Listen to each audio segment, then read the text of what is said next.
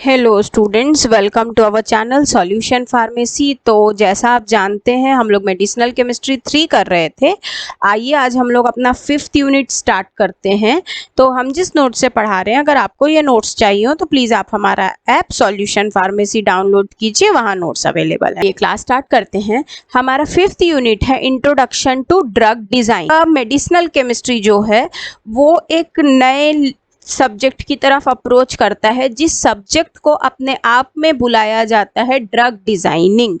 तो हमारा जो सब्जेक्ट मेडिसिनल केमिस्ट्री, इसका 5th यूनिट एक इंट्रोडक्टरी पार्ट है, एक कनेक्टिंग लिंक बोल सकते हैं आप ड्रग डिजाइनिंग के अप्रोच की। सबसे पहली चीज है कि ये ड्रग डिजाइनिंग या ड्रग डिस्कवरी होता क्या है। तो ये एक डिजाइनिंग की ऐसी प्रोसेस है, डिजाइनिंग की एक ऐसी प्रक्रिया है जिसमें हम सिंथेटिक टेक्निक्स को यूज करते हैं। हमारा रूट ऑफ एडमिनिस्ट्रेशन क्या रहेगा उसको कंसीडर करते हैं, वेरियस टेस्ट और functional group detection etcetera perform करते हैं, IR, NMR, मास, इन सब टेस्ट की स्टडी करते हैं। ये देखते हैं कि जो हमारा अपकमिंग प्रोसीजर है वो क्या हो सकता है for pharmacodynamics and for toxicological assessment of any particular drug. तो बेसिकली ये जो एक सब्जेक्ट है ये हमारे लिए उस एबिलिटीज को फाइंड आउट करने का तरीका है जिससे न्यू डेवलपमेंट हो सकता है in the field of medicinal chemistry. इससे हम लोग लॉजिकल और साइंटिफिक अप्रोच डेवलप कर सकते हैं towards discovery of new molecule. और यही जो सब्जेक्ट है वो अपने आप में बन जाता है फिर ड्रग डिजाइनिंग। अब जब हम ड्रग डिजाइनिंग कर रहे हो तो हमारे पास वाइटल फैक्टर यानी कि इंपॉर्टेंट फैक्टर क्या होते हैं। तो सबसे मेन या सबसे पहला है दैट ये अप्रोच इंपेरिकल और रैशनल होना चाहिए। कोई भी इलॉजिकल या ऑब्वियस अप्रोच इसमें काम नहीं करती। हमेशा आपकी अप्रोच रैशनल, यूजफुल और इंपेरिकल, न्यू होना चाहिए। कुछ इसमें आपको अचीवेबल टारगेट होना चाहिए। दूसरा, high standards of safety, safety maintain रहनी चाहिए ड्रग की। ऐसा ना हो कि हम कोई ऐसी डिजाइनिंग डेवलप करें जिससे टॉक्सिसिटी बढ़े। इसके बाद हमें और क्या ध्यान रखना हो, थेरेप्यूटिक एफिकेसी होना चाहिए ड्रग की। और साथ में ऐसा डेवलपमेंट हो जो unnecessary cost of research, unnecessary cost of clinical trials and developments को इंक्रीज ना कर। तो हमको एक ऐसा ड्रग चाहिए, हम ऐसे ही डेवलपमेंट्स को प्रेफर करते हैं जिनमें हमें सेफ्टी मिले, एफिकेसी मिले, प्लस वो लिमिटेड एक्सपेंसेस बियर करे। ड्रग डिजाइनिंग को हम बोल सकते हैं ये एक इंटीग्रेटेड ब्रांच है जो कि बायोलॉजिकली एक्टिव मॉलिक्यूल को प्रिपेयर करती है with the help of chemical synthesis, और साथ में इवैल्यूएशन करती है किसी भी न्यू कंपाउंड का, उसकी फार्माकोलॉजिकल एक्टिविटी और टॉक्सिकोलॉजिकल स्टडीज के साथ। लेकिन इसका जो मेजर लिमिटेशन होता है वो ये होता है कि ये ट्रायल एंड एरर स्क्रीनिंग होती है। तो ट्रायल एंड एरर स्क्रीनिंग से क्या मतलब है? ट्रायल एंड एरर से मतलब हमारा हो गया कि ये एक ऐसा अप्रोच है जो हम प्रयास करके, गलती करके जानेंगे कि क्या सही और क्या गलत है। हमको पता नहीं है कि हमको इसी रास्ते पर चलना है, हम रास्ते पर चलेंगे, कुछ प्रॉब्लम आएगी, ओवरकम करेंगे। इस मेथोडोलॉजी को यहाँ पर किया जाता है। ड्रग डिजाइनिंग जो है ये एक रैंडम इवैल्यूएशन पे बेस्ड होता है, जिससे हमारा फर्दर प्रोडक्ट है वो डेरिवेटिव कहलाता है और वो प्रिपेयर होता है एक मेन मॉलिक्यूल से जिसको हम लीड मॉलिक्यूल बोलते हैं। या तो फिर हम यहाँ पर टेलर मेड टेक्निक लगाते हैं, या तो फिर फिजिको केमिकल प्रॉपर्टीज जो बेसिक होती हैं उनके नियमों के आधार पर हम ये डिसाइड करते हैं कि हम लोग कौन सा ड्रग या कौन सा मेडिसिन सिंथेसाइज करेंगे जो ह्यूमन बीइंग के लिए यूजफुल हो। ये जो ड्रग डिजाइनिंग है या टेलर मेड कंपाउंड्स हम जिसको बोलते हैं, इनका एम ये होता है कि एक ऐसा ड्रग डेवलप किया जाए जिसका कीमोथेरेप्यूटिक इंडेक्स अच्छा हो और एक्शन स्पेसिफिक हो। इसमें हमेशा अप्रोच लॉजिकल होना चाहिए। प्रिपरेशन प्रोटोकॉल का इस प्रकार से होना चाहिए कि ट्रायल एंड एरर का चांसेस मिनिमम हो। ऐसा नहीं कि हम इलॉजिकल रैंडम अप्रोच से चल रहे हैं और बार बार एरर्स हो रही हैं। बार बार एरर्स होंगी तो हमारा जो प्रोसेस है उसकी कॉस्टिंग इंक्रीज हो जाएगी। इसके बाद हम लोगों को इसमें बायोडायनामिक स्टडी करनी होती है और ये देखना होता है कि बॉडी में जाने के बाद बायोलॉजिकल मटेरियल के साथ में ड्रग का इंटरेक्शन किस प्रकार का है। तो ड्रग डिजाइनिंग में फर्स्ट ऑफ ऑल होता है ये एक बायोलॉजिकल कंपाउंड का इफेक्ट देखना जो कि मॉलिक्यूलर इंटरैक्शन पे बेस्ड होता है और इससे मॉलिक्यूल का स्ट्रक्चर या फिजिको केमिकल प्रॉपर्टीज पता चलती है। इसके बाद वेरियस प्रोसेस जो कि ड्रग का फार्माकोलॉजिकल इफेक्ट एक्सर्ट करने की स्टडीज में काम आता है। इसके बाद में पर्टिकुलरली ड्रग किस प्रकार से रिएक्ट कर रहा है, स्पेसिफिकली ड्रग किस प्रकार से रिएक्ट कर रहा है प्रोटोप्लाज्मा के साथ और हमें फार्माकोलॉजिकल रेस्पॉन्स देखने को मिल रहा है। वो ड्रग मॉडिफिकेशन, ड्रग का डिटॉक्सिफिकेशन, ड्रग का मेटाबॉलिज्म और ड्रग का एलिमिनेशन, इसका पैटर्न या मैनर क्या है उसकी स्टडी। इसके अलावा बायोलॉजिकल एक्टिविटी और केमिकल स्ट्रक्चर का क्या संबंध है, क्या रिलेशन है, एज इन OH ग्रुप लगाएंगे तो क्या होगा, COOH लगाएंगे तो क्या होगा, या फिर बेंजीन रिंग की क्या इंपॉर्टेंस है या कोई और एरोमेटिक रिंग की क्या इंपॉर्टेंस है। तो इस तरीके का डाटा जो है वो भी हमको ड्रग डिजाइनिंग से ही मिलता है। तो ड्रग डिजाइनिंग में बहुत डिफरेंट टाइप के एनालॉग्स को हम डेवलप करते हैं जिसमें हम कोई भी छोटा केमिकल मॉडिफिकेशन करते हैं अपने लेड मॉलिक्यूल में और जो हमारा पेरेंट कंपाउंड है ये मॉडिफाई हो जाता है, ट्रांसफॉर्म हो जाता है और न्यू कंपाउंड का सिंथेसिस हो जाता है। मतलब एक ही पेरेंट या लेड कंपाउंड से हम मल्टीपल प्रिपरेशंस करते हैं।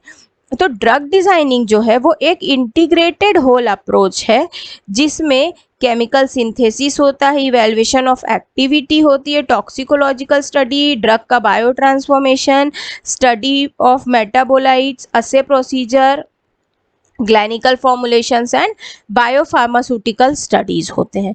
इसके बाद जो फैक्टर्स ड्रग की डिजाइनिंग को असर करते हैं, अफेक्ट करते हैं, वो क्या क्या होते हैं। तो इसमें सबसे ज़्यादा ये टारगेट रखा जाता है ड्रग डिज़ाइनिंग में कि ह्यूमन एफर्ट्स जो हैं वो मिनिमाइज हो, मैक्सिमम काम जो है वो हम सॉफ्टवेयर्स की हेल्प से कर लेते हैं सो दैट ह्यूमन बीइंग का एफर्ट जो है वो कम यूज़ हो और मटेरियल्स का भी वेस्टेज कम हो। प्री क्लिनिकल स्टडी और क्लिनिकल ट्रायल्स के लिए प्रॉपर एक स्कोप डेवलप हो। इसके बाद केमिकल फीचर्स और बायोलॉजिकल रेस्पॉन्सेस के बीच में क्या रिलेशन होता है। QSAR study that means steric factor, electronic feature, ये सब चीज़ें क्या है किसी भी स्ट्रक्चर की वो जानकारी हमको मिल जाती। इसके बाद क्रिएटिविटी, ऑथेंटिसिटी और वो फंक्शंस जो किसी पर्टिकुलर पोर्शन का होता है। इसके बाद हम लोग जो न्यू मॉलिक्यूल्स हैं उनको हम सब्स्टिट्यूट करते हैं फंक्शनल ग्रुप के साथ में और बॉन्डिंग देखते हैं। फिर हम ये देखते हैं कि ये बॉन्डिंग लिविंग ऑर्गेनिज्म में किस तरह से अफेक्ट कर रही है। लास्ट होता है कि जो भी डिजीज़ है उसका कॉज क्या है, इटियोलॉजी क्या है और किस तरीके की बायोकेमिकल प्रोसेस वहाँ इन्वॉल्व हो रही है। इस डाटा से हम लोगों को ये डिज़ाइनिंग में हेल्प मिलती है कि किस रिसेप्टर के साथ और किस तरह से हमारा ड्रग इंटरैक्ट करेगा, कौन सा उसका टारगेट साइट होगा।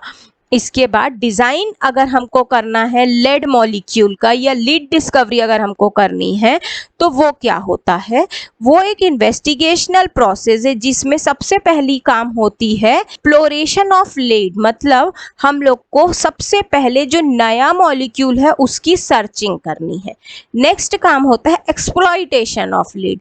अब आपको न्यू मॉलिक्यूल मिल गया है, नेक्स्ट अब आप उसको एक्सप्लॉइट करोगे, उसका फ़ायदा उठाओगे। कैसे फ़ायदा उठाओगे, असेसमेंट करोगे, उसको वेरियस केमिकल मॉडलिंग में ऑब्जर्व करोगे, कहाँ मॉडिफिकेशन पॉसिबल है वो चेक करोगे और अल्टीमेटली एक लेड मॉलिक्यूल जो है वो मल्टीपल कंपाउंड्स में डेवलप होके एक एक्सटेंसिव यानी कि वाइड रेंज ऑफ कंपाउंड्स हमको प्रोवाइड करेंगे। अप्रोचेस क्या है लीड डिस्कवरी की, आप लीड को डिस्कवर किस प्रकार से कर सकते हो।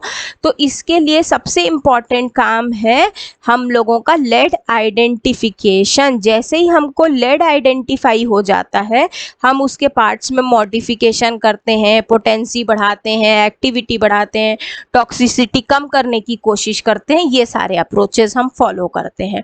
तो रैंडम स्क्रीनिंग क्या है, रैंडम स्क्रीनिंग मतलब हम लोग यही लीड मॉलिक्यूल को आइडेंटिफाई करने के लिए क्या करते हैं, इसके लिए हम कंपाउंड को सिंथेसाइज करते हैं। कोई ऐसा केमिकल कंपोनेंट हम बनाने की कोशिश करते हैं जो या तो हमें नेचुरल सोर्सेस से मिला हो और उनकी कोई ना कोई बायोलॉजिकल एक्टिविटी हो। अब रैंडम स्क्रीनिंग में होता यह है कि बहुत सारे एक्टिव मेडिसिन्स अनएक्सपेक्टेडली प्रिपेयर हो जाते हैं और इससे इस अप्रोच में बहुत ज़्यादा मैन पावर लगता है, बहुत ज़्यादा एक्सपेंसिव अप्रोच है, टाइम कंज्यूमिंग है और इसमें सक्सेस रेट कम होता है।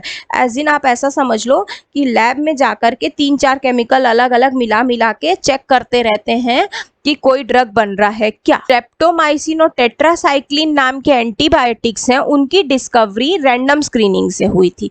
सिमिलरली लोवास्टैटिन एंड साइक्लोस्पोरिन नाम के जो फंगल मेटाबोलाइट्स हैं, उनकी भी डिस्कवरी हमको इसी मेथड से होके मिली थी, रैंडम स्क्रीनिंग से। नेक्स्ट होता है नॉन रैंडम स्क्रीनिंग। अब हम लोग पर्टिकुलर एक प्रॉपर्टी को सर्च करेंगे, उसके लिए एक इंडिपेंडेंट स्ट्रक्चर सिस्टम बनाएंगे और उसी को हम सिर्फ इवेलुएट करेंगे। यहाँ पर हम पूरा का पूरा data the help of softwares and modern technologies generate करते हैं और पर्टिकुलर किसी एक ओनली कंपाउंड पर काम करके इसको डिस्कवर करते हैं। सब कुछ चेक करने का काम यहाँ पर नहीं होता है। नेक्स्ट होता है फार्माकोकाइनेटिक स्टडी। अब देखिए आपके पास न्यू लेड मॉलिक्यूल तो बन गया है, लेकिन हमारे लिए क्या जरूरी कि हम इस बात को असेस करें कि इसका कंपैरिजन किसके साथ हो रहा है। इसका कंपैरिजन हम करते हैं पेरेंट मॉलिक्यूल के साथ। पेरेंट मॉलिक्यूल से कंपेयर करने पर हमको ये मिल जाता है कि किस प्रकार से हमारा ड्रग बायो ट्रांसफॉर्म हो रहा है, उसमें ओवरऑल मेटाबॉलिज्म किस तरह से हो रहा है। तो जैसे कि मान लीजिए हम एक ड्रग जो जानते हैं सल्फानिलामाइड, ये प्रोंटोसिल की स्टडी के समय डिस्कवर हुआ था। साइंटिस्ट जो हैं वो काम प्रोंटोसिल पे कर रहे थे, लेकिन उनको साथ ही साथ में सल्फानिलामाइड भी मिल गया था। तो इस प्रकार से ये एक फार्माकोकाइनेटिक स्टडी के बीच में डेवलप हुआ ड्रग हो गया। नेक्स्ट है फार्माकोडायनामिक स्टडीज। फार्माकोडायनामिक स्टडी में कैसा होता है, तो ये एक थेराप्यूटिक एक्शन या साइड इफेक्ट्स होते हैं, उसके साथ में हमको न्यू मॉलिक्यूल मिल जाता है और उस न्यू मॉलिक्यूल में हम थोड़ा भी मॉडिफिकेशंस करते हैं तो हम एक बेटर ड्रग को अचीव कर लेते हैं। जैसे में ये जानते हैं थेराप्यूटिकली हम ये जानते हैं कि सल्फोनामाइड टाइफॉइड के ट्रीटमेंट में यूज होता है, लेकिन ये ब्लड शुगर को भी लो कर सकता है। तो अगर हम लोग अराइल सल्फोनाइल थायोयूरिया को देखें तो ये एक ऐसी डिस्कवरी थी जो कि ब्लड ग्लूकोज लेवल को कम करने के लिए यूज होती थी। आप टारगेट ड्रग कौन था आपका, सल्फोनामाइड। इससे आप क्या करा रहे थे, टाइफॉइड का ट्रीट, और साथ में आपने देखा कि ब्लड ग्लूकोज लेवल भी, ब्लड शुगर लेवल भी कम हो रहा है। Now this make an approach कि क्यों ना इसमें कोई मॉडिफिकेशन किया जाए और इसको ब्लड ग्लूकोज लेवल कम करने के लिए यूज करना स्टार्ट किया जाए। Then we have aryl sulfonyl thiourea as the derivative. गया हमारा drug design through disjunction. Disjunction मतलब हम लोगों का यहाँ पर क्या होगा, एक फॉर्मुलेशन होगा, लेकिन उसका हम लोग एनालॉग बनाएंगे कोई प्रोटोटाइप एजेंट को यूज करके। ये स्ट्रक्चरली सिंपलर प्रोडक्ट होगा और ये पार्शियल प्रोटोटाइप एजेंट को साथ में कैरी करेगा। इसके लिए बहुत सारे मेथड हैं। एक एग्जिस्टिंग ड्रग के बॉन्ड्स के बीच में अनजॉइनिंग करा दो, बॉन्ड को थोड़ा तोड़ दो। नेक्स्ट एरोमेटिक सिस्टम में सैचुरेटेड बॉन्ड डाल दो, कहीं से हाइड्रोकार्बन का कोई पोर्शन आप एलिमिनेट कर दो, किसी रिंग साइक्लिक रिंग सिस्टम को डिसाइक्लिक कर दो, फिर कोई चेन थी हाइड्रोकार्बन की उसको साइक्लाइज करो। तो इस प्रकार से क्या होगा कि जो चीज़ें अवेलेबल हैं उसमें ही कोई डिसजंक्शन क्रिएट करके, कोई तोड़ मरोड़ करके आप एक न्यू ड्रग को अचीव कर सकते हैं। नेक्स्ट है हमारा drug design through conjunction. Conjunction में क्या होगा कि यहाँ पर हम लोग कोई एनालॉग बनाएंगे, कोई सिस्टेमिक फॉर्मुलेशन हम कुछ बनाएंगे जो कि प्रोटोटाइप एजेंट होगा।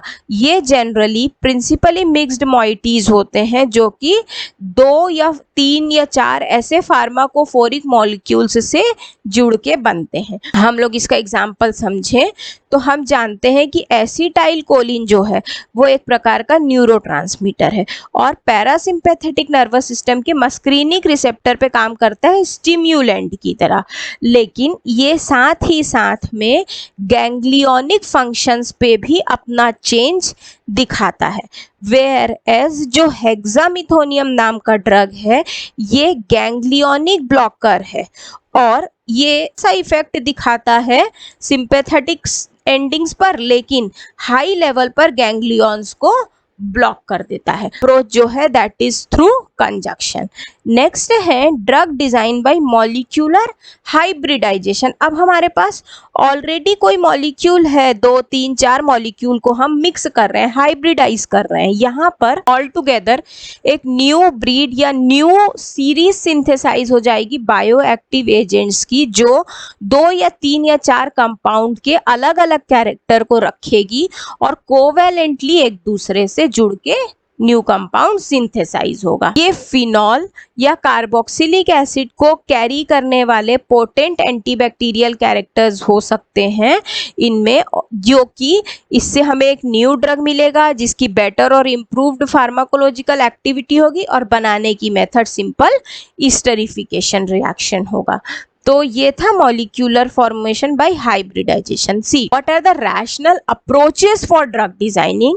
तो ड्रग डिजाइन करने के लिए बहुत सारे अप्रोचेस नोन हैं और इसके लिए सबसे एक जरूरी चीज होती है फिजिको केमिकल पैरामीटर्स और इलेक्ट्रॉनिक फीचर। इनको ध्यान रखकर ही हम अपना अप्रोच डिसाइड करते हैं। जैसे क्वांटम मैकेनिकल अप्रोच, ये वेव मैकेनिक पर बेस्ड अप्रोच है जिसमें फिजिकल प्रॉपर्टीज को फंडामेंटल डाटा माना जाता है और इसमें प्रोटॉन, न्यूट्रॉन, इलेक्ट्रॉन इन सब का इस्तेमाल करके ड्रग डेवलपमेंट के फीचर को यूज किया जाता है। तो यहाँ पर केमिकल ऑल्टरेशन किया जाता है ड्रग के मेन नेचर पे, बेसिक नेचर ऑफ ड्रग जो है उसमें थोड़ा सा केमिकल ऑल्टरेशन किया जाता है सो दैट हम लोगों को ये एक न्यू ड्रग डिस्कवर होकर मिले जिसका फिजिकल फंडामेंटल कैरेक्टर हमारे पास अवेलेबल हो।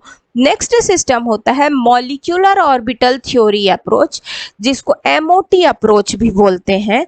तो यहाँ पर हम क्या करते हैं, कंपाउंड जो हमें बनाना है उसके मॉलिक्यूलर लेवल पे, उसके ऑर्बिटल लेवल पर जाके कुछ ना कुछ ऑल्टरेशन किया जाता है। इसमें जितने भी ऑर्बिटल्स इन्वॉल्व हुए हैं वो सारे के सारे आ जाते हैं और इससे जो इलेक्ट्रॉन है वो एक दूसरे से लिंक ऑर्बिटल को भी अफेक्ट करते हैं।